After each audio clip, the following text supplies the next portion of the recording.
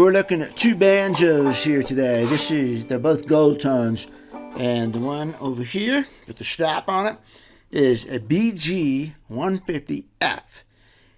The one over here that does not have a strap on it is an OB-250LW. Okay, I'll put them down. One, they're heavy. The reason we're looking at them is because these are non-traditional bluegrass banjos. So neither one of them has a brass tone ring like your traditional bluegrass banjo would have. This one has a brass tone hoop up at the top of it. It's wood all the way up to here, and then the brass hoop is just right underneath the drum head on it. So wood all the way up, no brass tone ring from here. The reason I wanted this one is because I was over at a friend's house last year, just about this time, and he laid out 10 banjos. And I went through all 10 banjos and I played them all, and I picked out 4. And I said, man, I like these 4, and I really like this one. And it turns out that all 4 of the ones I picked were hoop top banjos, brass hoop top, pre-war Gibson banjos. So, you know, he has a nice collection of banjos. But I picked them out, and the reason I liked them is because they were really clear and bright and crisp, and don't have the overtones and the ringing that comes around with the regular traditional tone ring banjo, which I'm sure I'm going to get another tone ring banjo one of these days, just so I have them, you know. Anyway, so I got this one. This is one of the few modern banjos that's made with a brass tone hoop. And I got it on a Reverb, waited for it to come on sale. It was I think this was a floor stock. It's a floor stock, and it was like $200 or $300 off, and so I grabbed it. I like this banjo a lot. Now, a lot of people talk about all this stuff. This one has white plastic binding on it. It's got a rosewood fingerboard on it, stuff like that. I really don't care about that kind of stuff. The banjo plays really good and it sounds good, and that's all I really care about. I don't care that it has plastic binding or anything like that when I'm playing it. I mean, it is an inexpensive banjo. So, tone-wise, though, this one has that crisp, clear sound that I was looking for. And really super happy with this banjo. I like it a lot. I played it. I got this one first, and I played it for a couple months, and then I started, you know, I'm always on Reverb just looking to see what comes up and what's a good price, and, you know, et cetera, et cetera, et cetera. And after a while, this one came up, and this is the 250LW, which means lightweight, and it also does not have a brass tone ring. It's got wood all the way up, no brass at all. It's a wood rim, and I wanted this one because I used to have a Deering John Hartford model that was like this. It was wood all the way up. It was grenadille wood, and that was the first good banjo this is a good banjo, but it was by far the best banjo I've ever had. It was the first good one I had. I sold it to a friend of mine in 2011, so I must have bought it in 2008 or 9 or something like that. And I played it for a couple of years, and I just wasn't getting along with banjo. I was too impatient.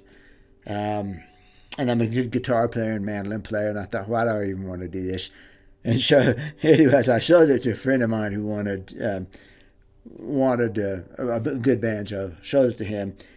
Anyway, but I always liked that wood sound. When I bought that banjo, I was at Winfield, Kansas, and if you go there underneath, there's a vendor's area, and there's hundreds of banjos there.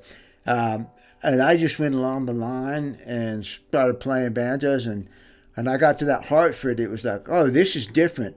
It's light, it's thin, and it was so musical sounding.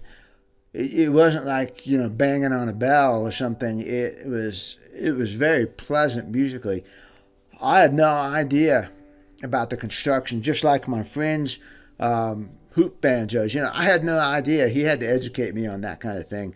But I picked them all out by sound, and in his place I picked 4. I picked 4 out of the 10 that were hoops, so there was obviously something to the sound there. And the same thing when I hit that Hartford, it was like, oh, this is nice.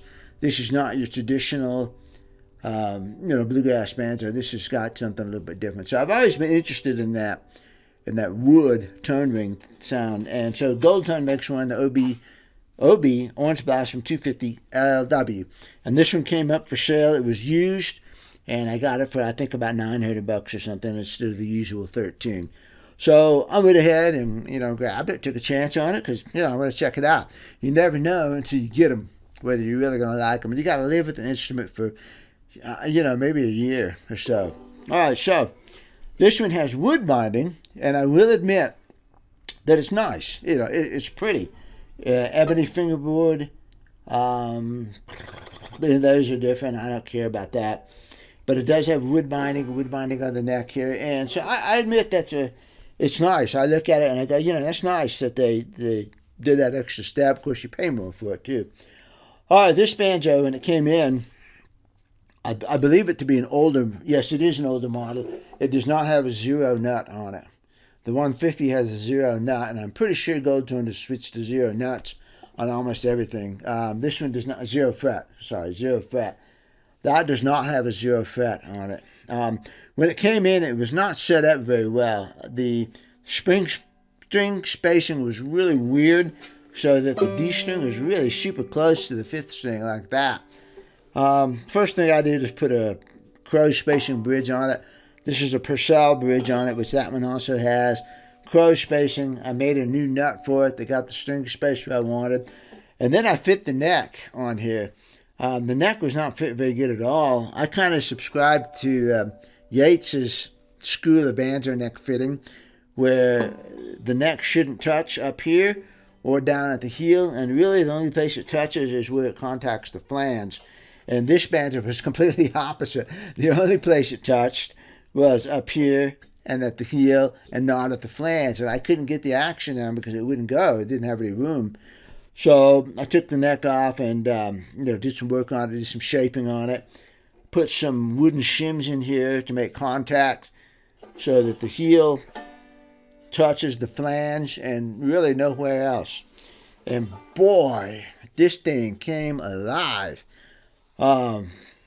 At first, this 150 was clearly better than it. This one's like, it was okay. And after I did that work and got that neck fitting better, this thing just really took off. I've done that since a couple of other banjos, and I'm a firm believer in that. No touching up here at the neck, no touching down at the heel, touching on the flange, so that it almost pivots on that flange right there. And that's your main point of contact. That's your only point of contact. All right, anyway, I'm not sure which I like. Oh, the neck is bigger on this one, the 250. The neck is a little bit thicker front to back. It's not a big deal, but when I pick this banjo up every single time, I go, that's a chunkier neck. And, I kind of like chunky necks. The banjo necks are pretty slim anyways. It's not a 1930s D18, with a hefty neck on it. It's still a slim neck. And I like this neck a little bit better on the 250. I like the 250 a little bit better all the way around.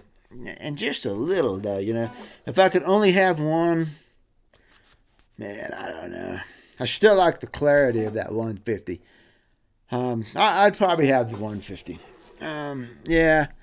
Now, they're both advertised as lightweight banjos, but on a scale, the 150F is about half a pound lighter than the LW, than the lightweight. So this is a lighter banjo. They're both about the same thickness. I don't notice a difference there. And this neck is not overly thin. Don't get me wrong with that. It's just a little bit thinner.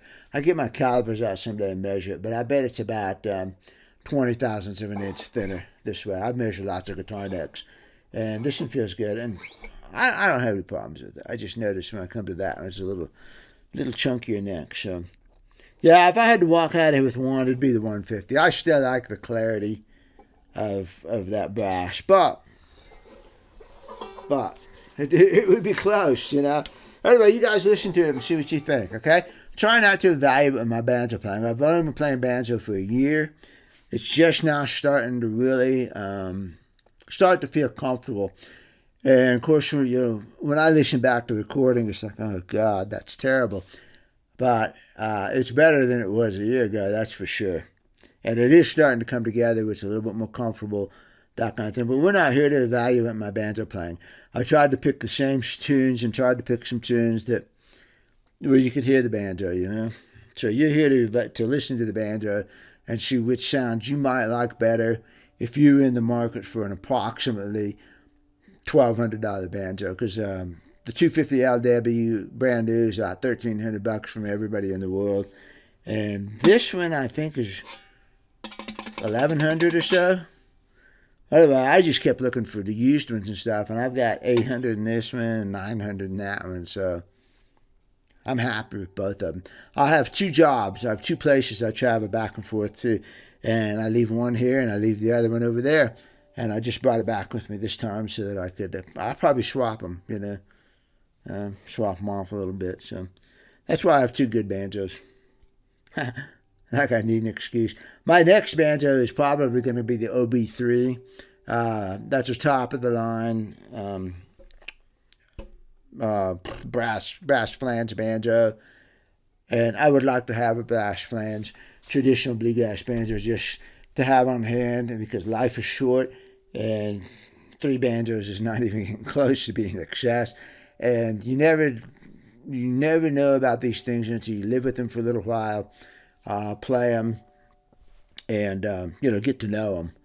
And so, in 2 or 3 years, I might say, oh, God, why did I ever like this banjo? Or why did it's one of those things. So I got no problem with buying another OB-3. And I think the OB-3 looks really interesting. I like the specs, and it's the top of the line gold tone, which I'm kind of happy with the gold tones. So there we go, banjo stuff. Okay, see you later.